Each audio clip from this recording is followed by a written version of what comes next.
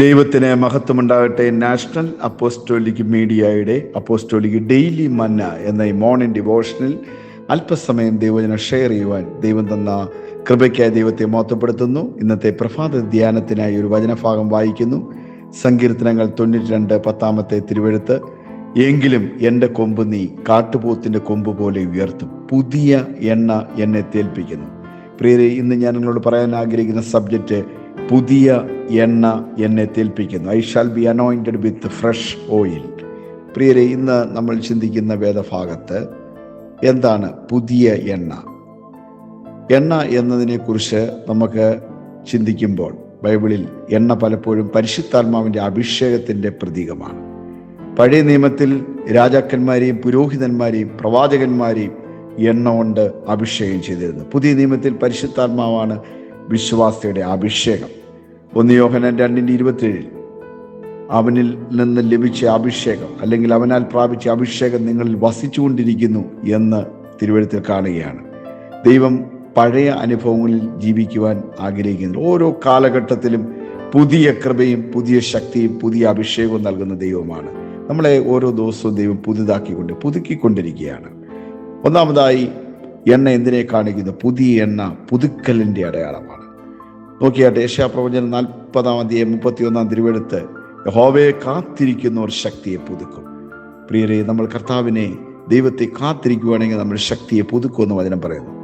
ആത്മീയ ജീവിതത്തിൽ പലപ്പോഴും ക്ഷീണം വരാം, പ്രാർത്ഥനയിൽ ക്ഷീണം വരാം, ശുശ്രൂഷയിൽ ക്ഷീണം വരാം, വിശ്വാസത്തിൽ ക്ഷീണം വരാം. എന്നാൽ അത് മാറ്റുന്ന എന്താണെന്നറിയാമോ? എന്നാൽ പുതിയ എണ്ണ ലഭിക്കുമ്പോൾ ദൈവം വീണ്ടും നമ്മളെ ഉയർത്തുകയാണ്.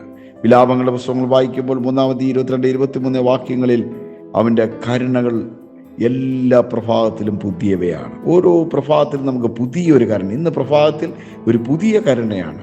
ഇന്നലെയോ മിനിഞ്ഞാന്നോ കഴിഞ്ഞ നാളുകളോ കഴിഞ്ഞ വർഷമോ ലഭിച്ചതല്ല. ഓരോ പ്രഭാതത്തിലും പുതിയ പുതിയ കൃപകളാണ് ലഭിക്കുന്നത്. ദൈവം ഇന്നലെയുടെ അനുഗ്രഹം മാത്രമല്ല, ഇന്നത്തേക്കുള്ള പുതിയ കൃപയും ദൈവം നൽകുകയാണ്. അടുത്തതായിട്ട് പുതിയ എണ്ണ എന്തിനേക്കാൾ ഉയർച്ചയുടെ അടയാളമാണ്. ഉയർച്ച നോക്കിയാട്ടെ, സങ്കീർത്തനം 92:10 പറയുന്നു, എൻ്റെ കൊമ്പിനെ കാട്ടുപോത്തിൻ്റെ കൊമ്പ് പോലെ ഉയർത്തുന്നു. കൊമ്പ് ശക്തിയുടെയും അധികാരത്തിൻ്റെയും വിജയത്തിൻ്റെയും പ്രതീകമാണ്. ദാവീദ് ഒരു ഇടയനായിരുന്നു. എന്നാൽ അഭിഷേകം വന്നപ്പോൾ എന്ത് സംഭവിച്ചു? അവൻ രാജാവായി. 1 സാമുവേലിന്റെ പുസ്തകം 16:13 പറയുന്നു, ആ ദിവസം മുതൽ യഹോവയുടെ ആത്മാവ് ദാവീദിന്റെ മേൽ ശക്തിയോടെ വന്നു. അഭിഷേകം എന്ത് ചെയ്യുന്നു? മനുഷ്യനെ ദൈവത്തിൻ്റെ പദ്ധതിയിലേക്ക് ഉയർത്തുന്നു. നോക്കിയായിട്ട് പ്രിയരെ, അടുത്തായിട്ട് പുതിയ എണ്ണ എന്തിനേക്കാണ്? വിജയത്തിൻ്റെ രഹസ്യമാണ്. വിജയത്തിൻ്റെ രഹസ്യം ഈ എണ്ണ. നോക്കിയ സക്രിയാവ് 4:6 സൈന്യത്താലല്ല ശക്തിയാലല്ല എൻ്റെ ആത്മാവിനാലത്രേ. മനുഷ്യൻ്റെ കഴിവ് ഒരു പരിധിവരെ മാത്രമേ സഹായിക്കൂ. എന്നാൽ പരിശുദ്ധാത്മാവിൻ്റെ അഭിഷേകം അസാധ്യമായത് നമുക്ക് സാധ്യമാക്കി തരികയാണ്. ദാവീദ് ഗോലിയാത്തിനെ തോൽപ്പിച്ചത് വാളുകൊണ്ടല്ല, ദൈവത്തിൻ്റെ സാന്നിധ്യത്തോടു കൂടിയായിരുന്നു. അടുത്തായിട്ട് ഈ എണ്ണ എന്തിനെ കാണിക്കുന്നു? പുതിയ എണ്ണ ശുശ്രൂഷയെ ഫലപ്രദമാക്കുന്നു.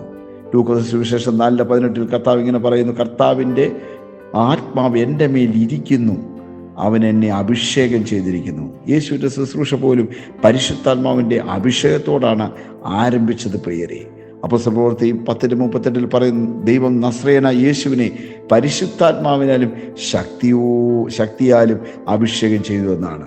അഭിഷേകമില്ലാത്ത ശുശ്രൂഷ ഒരു മാനുഷ്യ പ്രവർത്തനമായിട്ട് അവസാനിക്കും.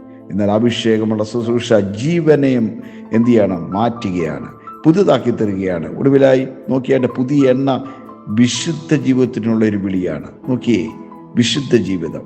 എണ്ണ ഒഴിക്കുന്ന പാത്രം നമുക്കറിയാം, അത് ശുദ്ധമായിരിക്കുന്നു. പരിശുദ്ധാത്മാവ് നമ്മുടെ മേലേക്ക് വരും, നമ്മുടെ പാത്രം ശുദ്ധമാകും. അശുദ്ധിയോടുകൂടി ഒരു ജീവൻ നയിക്കാൻ കഴിയില്ല. 2 തിമോഥെയോസ് 2:21 നോക്കിയാട്ടെ, ആരെങ്കിലും തന്നെത്താൻ ശുദ്ധീകരിച്ചാൽ മാന്യപാത്രം അല്ലെങ്കിൽ മാന്യപാത്രമാവും. ഒരു മാന്യപാത്രമാകാൻ എങ്ങനെയാണ്? തന്നെ ശുദ്ധീകരിക്കുകയാണ്. ദൈവം അഭിഷേകം നൽകുന്നത് അവനെ അന്വേഷിക്കുന്നവർക്കാണ്. എല്ലാവർക്കും അവൻ അഭിഷേകം നൽകുന്നില്ല, അവനെ അന്വേഷിക്കുന്നവർക്ക് ഒരു അഭിഷേകം അവൻ നൽകുന്നു. അടുത്തായിട്ട് പുതിയ എണ്ണ എങ്ങനെ പ്രാപിക്കാം എന്നുള്ളതാണ്. ദൈവസന്നിധിയിൽ നമ്മൾ അതിനായി കാത്തിരിക്കുക. പ്രവൃത്തികൾ 1:8 എന്താ വായിക്കുന്നത്? പരിശുദ്ധാത്മാവ് നിങ്ങളുടെ മേൽ വരുമ്പോൾ നിങ്ങൾ ശക്തി പ്രാപിക്കും. പരിശുദ്ധാത്മാവിനെ കാത്തിരിക്കണം. നിരന്തരമായ പ്രാർത്ഥനയാണതിന്. നോക്കിയാട്ട്, നിരന്തരമായ പ്രാർത്ഥന നമുക്ക് കൂടുതൽ പരിശുദ്ധാത്മാവിനെ നൽകുകയാണ്. ലൂക്കോസ് സുവിശേഷം 11:13 വായിക്കുന്നുണ്ട്, തന്നോട് ചോദിക്കുന്നവർക്ക് സ്വർഗസ്ഥനായ പിതാവ് പരിശുദ്ധാത്മാവിനെ എത്രയധികമായി കൊടുക്കും. നോക്കിയായിട്ട് പ്രിയരെ, ദൈവവചനത്തിൽ നമ്മൾ ജീവിക്കണം. നോക്കിയേ, ദൈവത്തിൻ്റെ കൃപ നമ്മൾ അതിലൂടെ ലഭിക്കുകയാണ്. കൊലോസ്യർ 3:16 ക്രിസ്തുവിൻ്റെ വചനം നിങ്ങളിൽ സമൃദ്ധിയോടെ വസിക്കട്ടെ എന്നാണ്.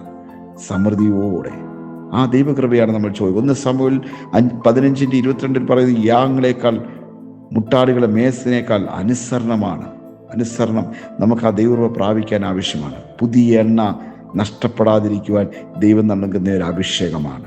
എഫേസ്യർ 4:30 പറയുന്നുണ്ട്, ദൈവത്തിൻ്റെ പരിശുദ്ധാത്മാവിനെ എന്ത് ചെയ്യരുത്, ദുഃഖിപ്പിക്കരുത്. അതുകൊണ്ട് പാപം വിട്ടുകളയുക, പ്രാർത്ഥനയെ സ്ഥിരത പുലർത്തുക, ദൈവവചനം ധ്യാനിക്കുക, വിശുദ്ധിയിൽ നടക്കുക. പ്രിയരെ, ഈ പരിശുദ്ധാത്മാവിൻ്റെ ശക്തിയാൽ ഈ ആത്മീയ അനുഭവങ്ങൾ, ഈ എണ്ണയുടെ ഒരു വലിയ ഫലമുണ്ട് പ്രിയരെ. എണ്ണയുടെ ഫലമാണ് ആത്മീയ ശക്തി. അതുപോലെ രോഗശാന്തികളുടെ വിശ്വാസം, ധൈര്യം, ആത്മാക്കൾ രക്ഷിക്കപ്പെടുന്നു, സന്തോഷം, സമാധാനം, ആത്മീയ അധികാരം, ശുശ്രൂഷയിലെ ഫലപ്രാപ്തി.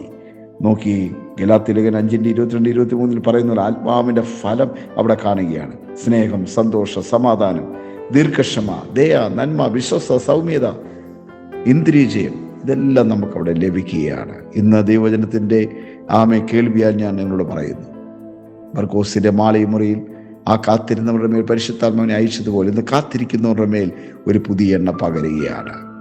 നോക്കിയേ, ആ വാഗ്ദത്തം നമുക്കുണ്ട്. യോവേൽ പ്രവാചകൻ പുസ്തകം 2:28 പറയുന്നുണ്ട്, ഞാൻ സകല ജഡത്തിനുമേൽ എൻ്റെ ആത്മാവിനെ പകരും. കാത്തിരിക്കുന്നവർക്കത് ദൈവം നൽകുകയാണ്. ഇന്ന് കർത്താവ് ആഗ്രഹിക്കുന്നു, എൻ്റെ കൊമ്പ് കാട്ടുപോത്തിൻ്റെ കൊമ്പ് പോലെ ഉയർത്തണം. അത് ശക്തിയുള്ള ഒരു കൊമ്പാണ്.